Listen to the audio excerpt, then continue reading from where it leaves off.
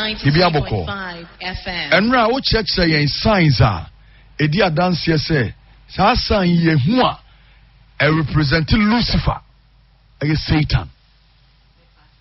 And you say we have obi o footballer obosego pe no I guess sa sign no not the pager Lucifer or the pager Satan. O check say sa nyama ni nyina e wo level 300 wo. And na ye mo level 400. E wo occult group. Level 400 wo no o call level 400 a dey na obeye ansana o could do level 400. Asi wo fia wo ye Ghana be yeye o tie na we do level 400 there. Say example say watching Accra ebia 5 and I say 10 ewo level 300 ah. As I say we making sure say we bet double no times 3. We bet double souls no bia times 3 and I say ejuma wo ye and I say baby a wo bia no oniama wo ye no timi eka nipa komama through you no omutimi eba that's either say wo de omo ewura okotim and I say bia wo de omo souls no wo ku omo ama obonsam enti today just say a modern ba obebo me pa cho and be more climax to level 400 me pa cho ai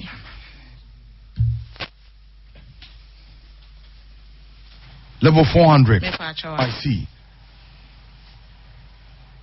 nti se oku nipa mienu a day a also the bomb miensa na be nipa nsia a day me pa cho and so na betimi afro kwa kodu level 400 e occult group ni mu me pa cho eh 93.5 and now we are there level 300 ho a wutimi bomb modern e year times 3 a ukodu ho em say me ka bibi enra me ka bibi fa nkwada ya ma omo tofe ne sa na me ka chede ho asem enra enu kwa na mo so mo ye ne say mo kwa nkwada mo tofe mo ko mo mo hefa. Oh, sorry. Say be a crusade, I say be a convention, be a Sunday school, so my pong. Oh, be a through that no. Nkwadaa so mumu ha sanyame mbo mo ho ban a the spirit ni raw mo sa na bi okro timi kune maame spirit ni raw mo a bi ho timi ye ne ma basa wo fie o de ni sa wanya sofo kana kore no di ni kore manyame a ebe si na ye ne ma wo fie be hu se o mai possessed. Oh, I say wo be dey be every day. I say wo be akwada no. Wonim said the akwada tie nti oye possessed a wo hu say akwada no ne life aye na ni so aye hye aso odi agra abnormally on na niama ya basa e be kra on draw attention to what you parent no more kanu tie mo asem ne sa stuff nti wo hu sa na say adwenye fast say eh me be ese me pe baby na me de ne fa na say me start ye eya akwanche bompaye 93.5 FM eya ma oneso kakra em so ne wo form me pa cho you okay and you say o no ba na tifie na hu changes bia also pe ho adru me pa cho ai na changes be say asodin ka ho chrono okay o do sika to ana wafa so en kan na nkonte sa and can no nya so den minim example be say minim akwada bia at least or no at the age of 9 years ye ni bisa anti edu ba bi no na ye soma na ma okoto wi ene nsabre sa ghetto ngode omode hihye ne ho na ode abro om nti no ebedu ba bi no ma na ghetto boys omo nom wi ne Sani mama bobo cages bebre wo corners baby a dia make a police for be di hu da so munim corners o meti me ebi won kra emphasize we do konkoma that area okay nti no sankwada no winya omo so omo ye kobolos on tenefie maame no be pe na wo hu no yetime de sa we ni wura kwada no timi twa akra bebre Ediba so na adentina nkoro ma pon Sunday school kwa na mo target won say ebi o ha maame no competition wa sorry dey be obepen to mafofro obepe atade foforo ahye ne concentration ni ya so obekwa akotena animu nti ne ba na de nani nkọ ne ba ne ho say bia nani akọ akwada no ho ompie kra mehwe say Sunday school ho kra me ba no owo ho ana se wapie anasa me ba no akoto de eno anso o sha so dem ho saa Sunday school teachers no so yom nyina na omoye ebi o ha na ni nkwadaa ne ho kra na nkwadaa na omo wa bonte no ahwe omo so yenye omo saa na and what me adopt Sunday school teachers nso bi so ebi o ha any singers no de ya yenye omo because one or two drum was sorry no Lucifer no kra voice no into no the moment ya obaya hunter into na bebre singers bebre ya hunter asa homoma so ne saa nneoma no into obi bia owo court me bia ne nim enwom to obetimi ato at this stage level 400 obetimi ato nyom ema wasakra gu nipa obetimi wow enwom to the is the best nyame nyom hip hop was a high life there songs when you do level 400 yeah ma woni out the tunyum e wo court nim so tunyum dada so tunyum dada ubenya saa ne no ubenya saa chede no saa gift no nti baby a obedu bia no utimi esesa ho baby a obedu bia no se eye base ya obetimi abo ne clear eye we a obetimi nya favor e wo asofofo na nim na we wura asorim se na ebe ya wonne ne nti no obetimi and to you su on voice no se na be ambetimi nya asofo no me pa choa ani asori ma pa choa to dwemu a na se sofo no mfa ne nsi fom David okrokra no hwahwa ne saa no mu didi nsem fon asori dem me pa choa ana ekuo ban biem na wa asori amotai use won ekuo bi ti se emekuo emekuo sei utimi yetimi on say meko na do season bi a Pentecost for back kaya you omko mission house mission kwacha sofo ade kosiesie sofo ne honom esiesie sofo no eche omo niema to essence bebre kwa cha brode banche ene enwo ne saa ne omo de call asorofie eye women movement for no so through achade na omo de beche bia na sofo no ayehyepa through sa achade no se yenya sofo ebenya ne ba yenya ne ba ebenya ne re so be hu se sofo bi o ha ne re na wa hyehyɛ ne nose akase akeka na ni echi wo hu sofo ne re hu se ne hu pa ene ntade bi o be hye be first nkra no ntesa but through that no yetimi nya omo ana sofo nso wi mompa ye ene se mo de sa achade ne frame na semfe aduane na sofu ekodi a ede na ye no oh ne mpai bo ba form sometimes ejuma sam ne ejuma obetene mu anto timi bresa na mpai bo na ba form mo bre na se mpacho and say osofu o no tie mi a na se amanfo man gift ade na oso ye ese so obo mpai egusu by the way we ni be wura no wure be fikura say e bia obi kura the gift be abro nti we ni be ba ho so na edu kitchen enya do kitchen a spirit etimi wura bidiem betimi ewuram bibia eya ade a ebeni say gas ana bidie ewuram sa na ebeni so enya ewuram pe no eno no and motai di nuan true aduan motai de ma sofo na omo ohye no me pa chawa no omo di no omo brase me pa chawa emakofo no ebi mo yetimi ebowura eyesa ana de ebiem ana eho no on say level 400 na eho na wunya ayi tsasa wo ho wunya saa powers no e change to say bia me hu say woni nana ya me hu say bia mahwa hwe hu say enne obi bebrɛ osika obi bebrɛ ade bi ti say minimo saa na wo me no wa adwo metimi nipa no beba na madane te say wo pepepe na mesi ho nti nipa ndi ade ne ma me ana magye yetimi dane na magye level 400 no mudura mutimi dane ba nipa 240 bia mu yes please na magye na de ya gia nipa also se sia na wo ba o se me ma ha se wa baji why no se there be akoye chinie na adane ntokwa na was set confusion that is why you quote the other day me quote Proverbs 6:16 last one say obi o hye nuanom techrema mu je wama ntoton abba omo ntem so wenya omo to akwan ada omo wenya omo e wo niam bebre ho wa wotie me ne dia na osu afiri mu ha to de bia bibi timi si unu unu abi ntemo ntiase na makontokwa saa ahonwom timi set confusion e de tutu ye ntem because when you unu unu ane kabomu a ube so powerful unu unu ane kabomu a ontimi nyina mano unu unu ane kabomu a mube niam ahodo pii into obe set confusion. Sometimes I dey keto a bit trivial thing no mu di gina so dey set confusion no pacho ene unu unu anti ya ene ya wate sa asem kakra ya no just pick your phone.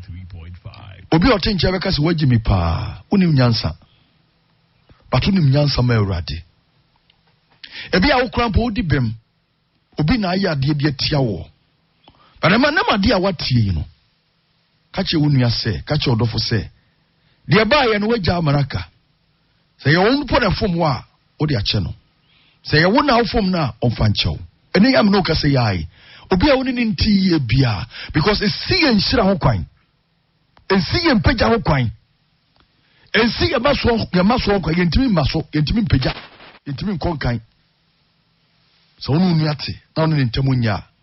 shenenso pick a phone and call that fellow, call that person. Eka chense bro sister minia bema minia ba ya monka wati na uja maneka na unya hwe nkai wona unya akwanhia wu no so munim se ade abechia ma omawu a komuni omunu anom tena ye wona onya pra enya amane wa abrabom no omu se beto na komu hye omuni oma ye ebi a woni ebo odin yese dodo ni sa de osonta krache senenso hweye ne feye se enuanom bom tena faako bronsam mpesa banyamefe. Pick a phone, call that husband of yours, call that wife of yours, call your child, call your father, call your mother, call your brother, call your sister, call your friend. Ekachen say, unyai maninka. If you are able to do that, nyame obecho with you sufre. Ama yento aso. And the dear reason,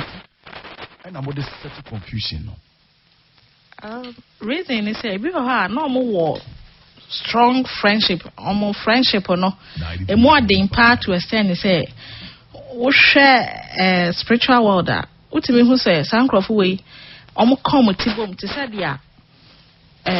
Almost ye be a bay say almost fadring say almost can say oh ye be a bay. So in say and ye say be almost the obon some afa. And maybe omo nyame afa na bibi omo dwen example say aware for omo plan wo nyame so bi omo pese omo yesei anasa omo pese omo kokan e wo nyame omo pese omo bobra pa ne sa nneema na yetimi set confusion nti obehu say be man bibi kitem na ne boafu asema nya abufu okura na ne boafu e bi oba no bibi kakra bi omfa ne kundi nkomo o keep secret from the husband nti no obehu say nneema bebre ohono ma ayabasa ti sana ya na yetimi set confusion you know emma amanfo FM enyenya kwan wo mo ho de yesa nti wo yesa na utimi hu se wetimi enya bema no through bema no bo se wasan yenya oba no nti sa nneema ni hina yenya sa na ye twe sa akra no on se bema no enche no buafu na ni ngifie ya set confusion is ha ma na ni ngifie nti de obaya ne se obekwa akotwempana na yenya no ekwan abeda ne ho ebi oba no ebi oye bibi onka nkyere ne kuno eno anse waye ananso wadanfo bi no ne na danfo na kosusu ho onka nkyere ne kun se bi a mewura me yese ana me kunu sei ana sei because be ma na ebufuo wo ho na ni ngifie obefia na dwo nsamba santi no obehu se oba no so twetwe ne ho nkakra nti ya set sa trap na yenya ba ma na nche ne yenya oba no odi nkomo wa abonte instead of so obedi nkomo e wo fie na yenya nti bo nse nkwada no so no ma aye basabasa munya asomdwe wo fie na mo nhwe nkwada no nti e basa nkwada no so ne yasan yenya nkwada no oya oba no obenya den a age so ne ba ma dansa wenya sika ato bibi edi oya be man so a wankwa nkonom wi amfa ne ho ankobọ cocaine amfa ne ho anjoin ne join ne niema bi a enye yi nti bon say family no nkasa no yegu family no instantly ti sana yeye sana udu level 400 me to us level 400 the kind say mudi kind as the problem beto omontem pacho say ye namfofo say ya aware say ye family the most certain confusion or level 400 confusion ewo ho confusion ko a ho no level 400 na more than into no udu ho sa na wasonya shepa because akra na ye more into so making sure say ubenya edi abasa ne be a wo ko the highest ya na wenya bi ediko nche ho ne de emu edin pa I see. Hey, na de okay am ho adwiri me say almost set confusion wa ware fomu a de tie ne say oba ma no oba ne sha ase ne ne nanfo di nkomo me pa cha oye bibia o moni kura mane me pa cha be ma ne so mo set confusion wie no ono so ko apia o mantem the on mantem ne say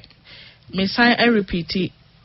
bibi kitwe bi asama nya asama na Rebecca cha na ne boafu ohun the reason why na ne boafu ebi kwa hoto ne nsa na wabọ ne yere enya ne fault unim de ewura ne mu nti afa ne ni ngifie nti okotena ba bi nsa no restaurant no sasa no hu oba bi a man say within age and before so be hu oba no so na ya set so oba na amana dada to den ho ka oba na because sadia nyankopon oye na adwuma ne na abofo ye adwuma 24/7 no monda no sanso na Lucifer 24/7 mosmonda oye na adwuma omo run shift apart from some certain confusion ni wawari what about adwuma mu adwuma mu so sa company bi o ha officer CEO no opeba ko asem na fe akosete nti ye hu se wa wo ye nyame nipa wa adwuma mu no na fe ya started to attacks ne ma say anya yare a na be yese wo be pem ma ebia wo be hu se ewura nipa ba akumpa ebia be ma bi pa na oba bi pa wa adwuma na wa ball form na ntade obe sha ba adwuma de obe danda ne ho akyerew ne niema bi de bebre wase me pa akyerew wo ye least mistake weni so ye ofete said ya evening ni so ye ne fe na na ya brew form ti until the time I ever brewase ansana ya calm down e wo 400 ho ye brewase ya yenja o ti mum bre na nipa na se mum gu nipa na ni mu ase emfa ne ma afom a yenja esa and say me say adwuma mu no mo jeje na na ne oba ne koda wi a no ma yeden na ye ni age yenya no sa wone ne da na etie bia no nsuo ni bi be kɔ no ho so yenya no easily and the ebasa wo mompae weni wo focus ni na nkɔ wo yere so ni nyina akɔ ba no so mo tebedu mpempenso bi no na afei wate asi yempie nsanom o yenkɔtena ha refi say wo kan wo bible wo som nyame wo ba fie kra na wo yere se ye mompae kra wo nye mpacho I see. Wow. So o ma hu awade mu adwuma mu enamfo mu so and I'm for the through a PPA in Sanom Yanko club yen kojame ha ebi ana wara dan fu bi so jame ha ye o yem say wo ko hina weni na wo de hwa ade ekọ nkomo bi ono obedi na attract ebi ana wadan fu no kra ye wura ne mu spirit bi ewura ne mu dada nti de obeka bia no obetie nti ebedum pempensu bi na wadan fu no wadwuma sam nkoyie woni ama nkoyie odo okọ or say oh me yenko hu sa nipa wo betimi aboa ena the moment obeka say enne wi ase onfa nkobo som so because onim spirit ye woni mo so yenko sofo bi ho sofo ye obebo obewura sofo no nso ka okotefo ne ho so do koma na ahun na bo wura mo ama se ne dachi e pa choa okaso do ko bosom ho obeka so do ko baby bone nti onya do wura asori fie do nim se wadamfo ya damfo papa apart from when level 400 dey be me na mo say level 400 dey ebasa na ye yese ya akra no wotwe ne mo enye eho no nipakum ni ho match te said ya omo a odi omo be wura asum no na obi ebim so ha why omo say omo ye slaves ebi oha oyanyamsum so ntumi nde ne ho mfi sanom ho oje ne ho bia nju ebi oha oye opreaching so anom nso ntumi ngina pulpit enim empreachi saa ne mo ntumi nde ne ho mfi adwamambom ntumi nde ne ho so no oye Kristo ni mapa saa ne mani ya 400 ho na yeye no friend who saw a Christian so no dim konkwansa. Wow. My men pick 5 calls.